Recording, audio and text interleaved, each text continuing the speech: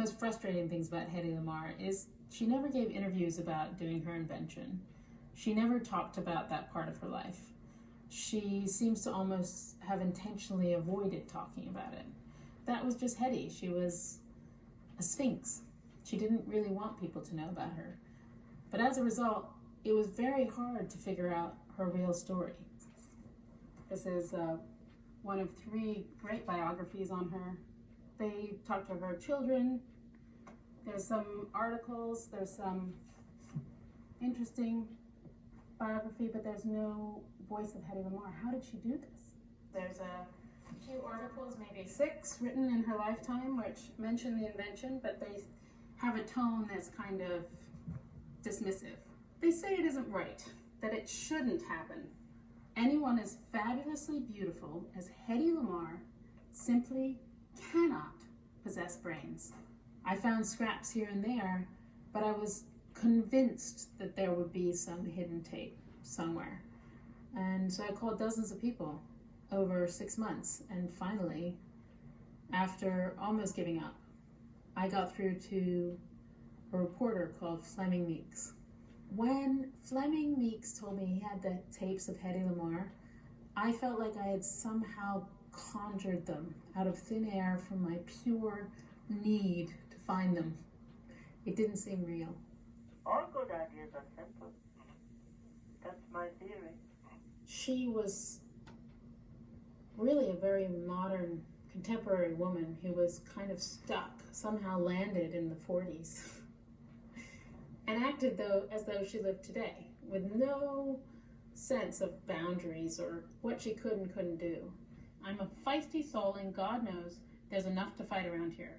But wherever I am and whatever I'm doing, I will not let myself be beaten. She fought so hard to be a modern woman, a free person. And in the end, her life is sad because she gave up, because she got knocked out, because she did end up putting all her eggs in the beauty basket and suffered for it. But what I love about Hedy's story is, even so, brains won. Her invention is what we remember her for. We don't care what she looked like anymore. We only care insofar as she was the most beautiful woman in the world and she invented something that we all use today.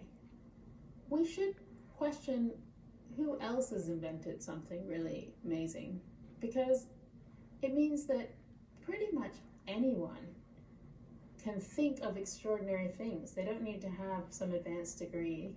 They don't need to be a serious scientist or mathematician. Inventing is about having these wonderful, beautiful leaps, cognitive leaps, coming up with new ideas, and anyone can do it. Yeah, it's a really great movie. I recommend seeing Bombshell, the Hedy Lamarr story.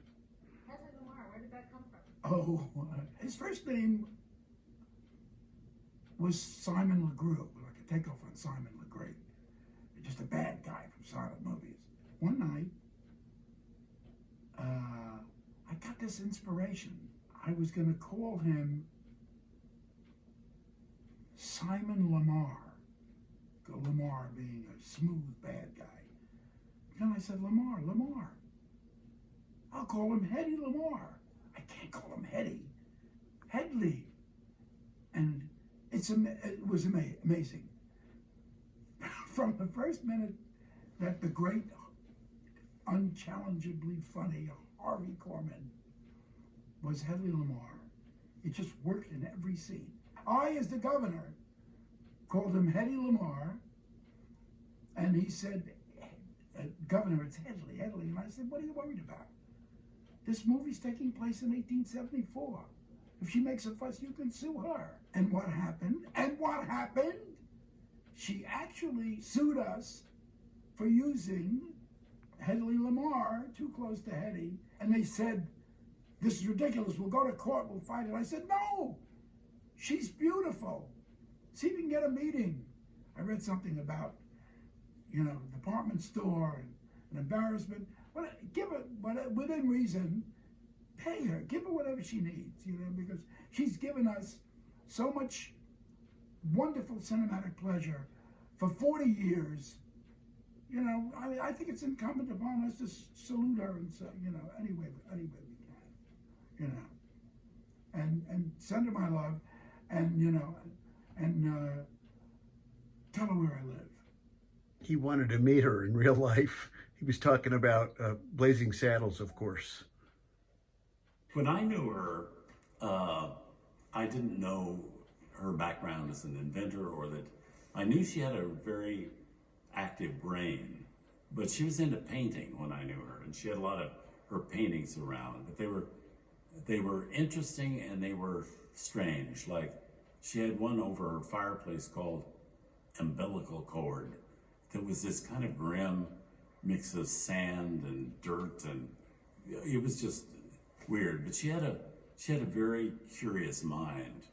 It was difficult sometimes to follow her line of thinking because her brain kind of sped along to the degree that she'd be thinking and talking to you, explaining something to you, and her mind would race ahead faster than her mouth could go, so she'd go from this to this, and you had no idea what she was talking about.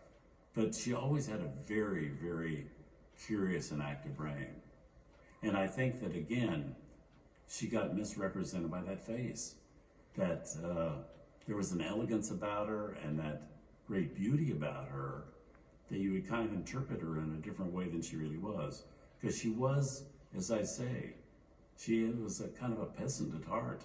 She loved simple things, but she had that kind of brain too that could come up with that invention. So she was a mix of personalities and all of that. But it's what made her such an interesting person. She invented frequency hopping, which is used in Bluetooth, GPS, phones, everything today. This is the trailer for the movie. Check it out, Bombshell, the Hedy Lamarr Story. Great movie. You'll love it. I enjoyed watching it 2 times.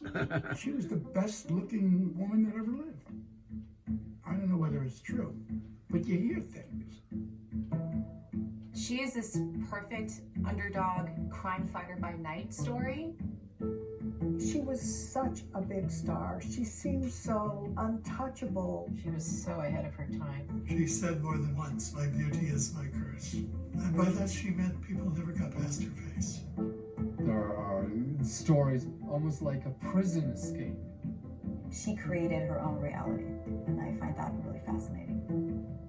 She did have a secret. Wi-Fi, Bluetooth, that's her technology. You think, how could this be possible? If I want to be harsh, I would say she was a plagiarizer. You don't get to be Hedy Lamarr and smart. And I know what I did. There comes a point when you can't take any more, then you have to make yourself heard.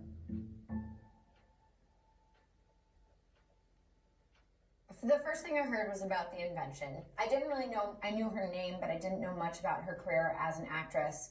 And so then I think I probably went to Wikipedia, and I heard about the book Hedy's Folly, and I bought a copy of Ecstasy on eBay. And so, you know, there's so many conflicting stories about her life, what's true, what's not. I would tell people she dressed up as her maid and escaped, and then I'd read something else like that never happened and be like, oh, I feel so foolish for having said that. And then somebody else would say, no, I think that a version of that did happen. And so the facts of her life seem to be so implausibly dramatic, but they just might have been. Her life was much better than probably any of the movies she ever appeared in.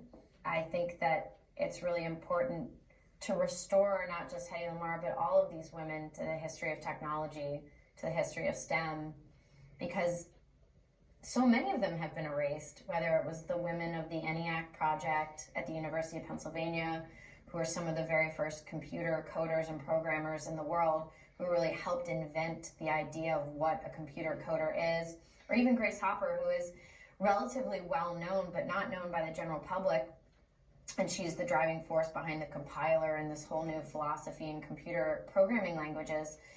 I think so many of these women were dismissed, whether it was overt or it was in implicit or explicit bias. You know, a lot of them have been removed from the history, and so many of them contributed, you know, specifically to World War II.